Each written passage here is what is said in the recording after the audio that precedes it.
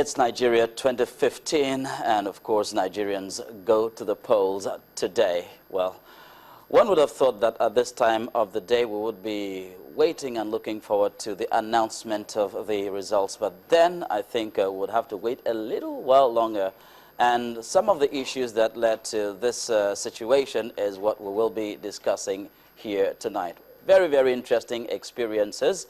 And indeed, Nigerians wait with bated breath.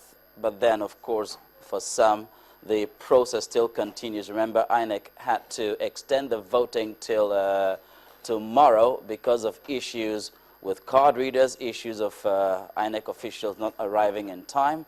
In some places, voting still went on late into the night. And we'll be hearing from our correspondents across the country what the situation is like where they are covering the elections.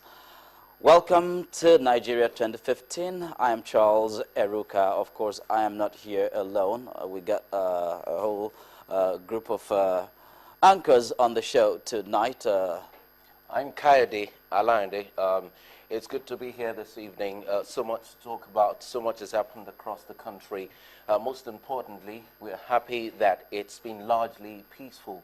And those will be some of the talking points tonight. Yes, indeed. I'm Olumide Macaulay. Hello to all our viewers. Hello, Charles. Kayode. And I'm Kadria Ahmed. Hello, everyone. Glad to be here. Well, it's been a very interesting day today. A lot of drama and then a lot of twists and turns. Well, I got a call from my doctor earlier this morning. She lives in the Magodo area, and she told me that as at 9 o'clock, no INEC officials were seen in their area. And then later on she calls again at 2:30 because she desperately wanted their situation to be known. But then it so happened that it wasn't very unique. But bottom line is that at the end of the day, she later called or sent me a text and said the INEC officials had arrived at about 5 p.m. and then they did their accreditation for them. Now, she wanted to understand why they were not being accredited with the card readers. So I had to explain to her that the Independent National Electoral Commission had actually taken the decision in some special cases not to use the card readers again. And then, well, she said around 6:20, accreditation was over and voting had commenced. Funny you should mention that, Charles. I got that same sort of call as well. This was from someone in K2 axis of Lagos. He said that as at 12 noon, there were no INEC officials in his neighborhood, despite the fact that the polling booth was in front of his house, and voting did not. They did come later on, but voting didn't commence till about 3 p.m. Well, Kadira, what was your experience? Because I understand you voted. Yes, I did vote. My INEC didn't show up on time. They got there at about 11:15. In our own case, it wasn't technology problems. Apparently, the two people that were supposed to be there from the NYSC didn't show up. And so they had to look for alternative people to act as polling officials. We did vote. It was very smooth. Our card reader worked. And when I left the place at 6 o'clock, not only had we voted, everything had been counted, and they had pasted the results as is required by the law, right by the polling booth. Obviously, we were a small, unit. There was just 131 people, voting in that particular place. But listening to the commentary, what I'm finding a little bit surprising is that we're reporting this decision by INEC to actually allow for manual accreditation and voting as if it's something new. But if you followed closely the conversations that Professor Atahiru Jega and people from INEC have had with the press and other stakeholders in the lead up to these elections, they had always said that there were provisions for people to be manually accredited in situations where the card readers have failed. That's Plan B. Plan B. Jega made that clear, in conversations I personally had with him, but also I think in various conversations he had with other people. So essentially what INEC is doing now is not new. It's not, they're just going according to what they had already set out to do, which was there was always going to be the possibility, because they were using card readers for the first time, that you would see failure, and where that, was thought to happen, he had always decided, or they'd always decided, talking, in conjunction with political parties, that this is what was going to happen. Well, a lot of people actually expressed what I'll call skepticism about the card reader innovation. Some actually said, well, it boils down to the fact that whenever it is an innovation, whenever it is new, there are bound to be challenges. And then, of course, some said, okay, it's probably the Nigerian factor that, we always overlook a lot of things. We always take a lot of things for granted.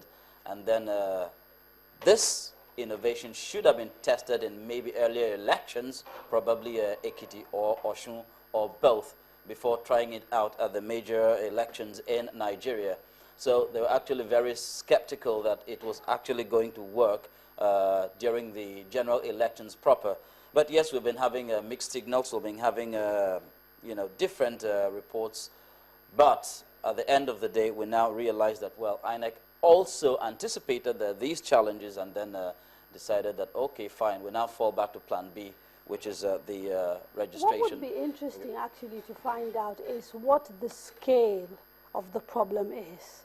I would be interested in knowing what is the percentage of places vis-a-vis the whole population that voted that actually had problems with card readers, because I think when you have that sort of information, then you begin to put things into perspective, into context. If it is 50%, of places that had problems, then you have a major challenge on your hand. But if what we're talking about is 5% of sort of 100% out of 100%, then really it's a challenge, it's not ideal, but is it something that we should be, too concerned about? Then the answer is no. And I'd be interested in finding out from INEC, because they're, I think, the only ones who will have that information. Well, you don't have to wait any longer, because about 2 hours ago, the INEC chairman, Professor Jega, said that only 350 polling units across the country had this problem. And what percentage is that of the total polling units? We have over like 100, over 1,000. Over 100,000. Much more than that, 100,000 polling units. So he said it's a negligible amount, a negligible number. I think that's if you're looking at the percentage, maybe exactly less than 10%. But, well, the